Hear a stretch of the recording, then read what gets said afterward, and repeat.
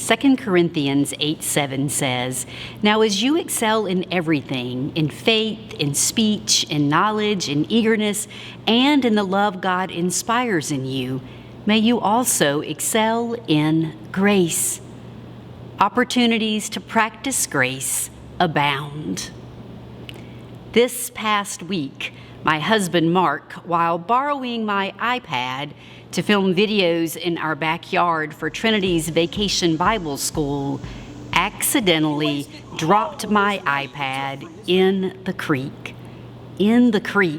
Completely submerged in water. When he came to tell me, I was immediately very concerned. He looked sick, burdened, deeply grieved. My family will tell you that my reaction was calm and grace-filled. They will also tell you that that is not what they expected from me. Unfortunately, they expected a far less charitable reaction. The reality is that Mark extends so much grace to me every day. It was my pleasure to extend a measure of that grace to him. I am realizing that almost every day, each of us disappoints somebody. It is impossible to meet everyone's expectations. Who knows how many of you I have disappointed during this time? Disappointment is bound to happen, and it is more likely now than ever. We are all under a lot of stress. While we are doing the best we can, it's almost impossible to keep up with everything. When inevitably we do not meet expectation, someone will be disappointed. One of our members recently shared how very disappointed she was with me. She expected me to do something that I never got around to doing.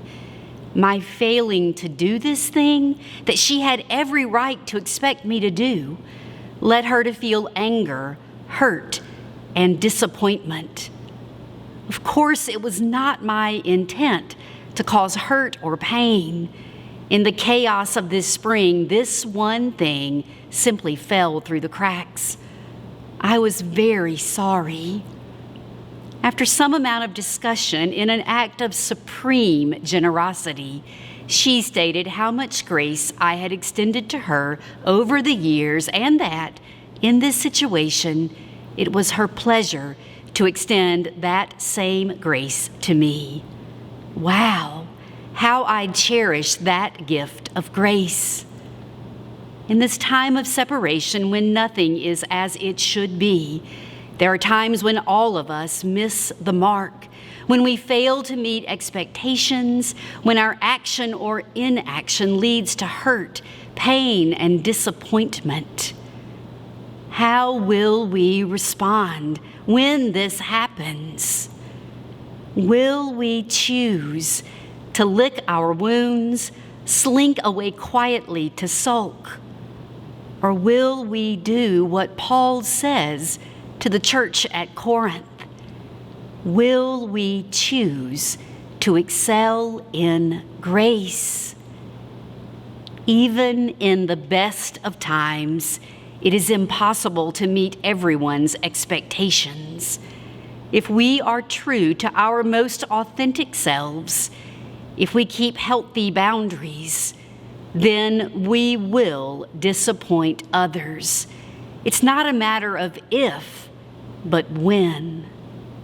My hope and prayer for all of us during this time is that we will grow in grace. When someone hurts or disappoints us, we will give that person the benefit of the doubt. We will not judge or criticize or stew in our anger. We will not talk about them. We will speak directly to them. We will place the most charitable construction on their actions. We will extend grace. We will excel in grace. If during this time of isolation and separation, we can hone our ability to be grace givers, then when we are back together again, we will be stronger and healthier. This week, make it your goal to excel in grace. Find opportunities to extend grace, love, and forgiveness to everyone with whom you come in contact.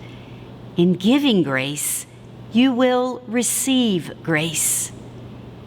May God surround and fill you this day with hope, peace, comfort, and grace.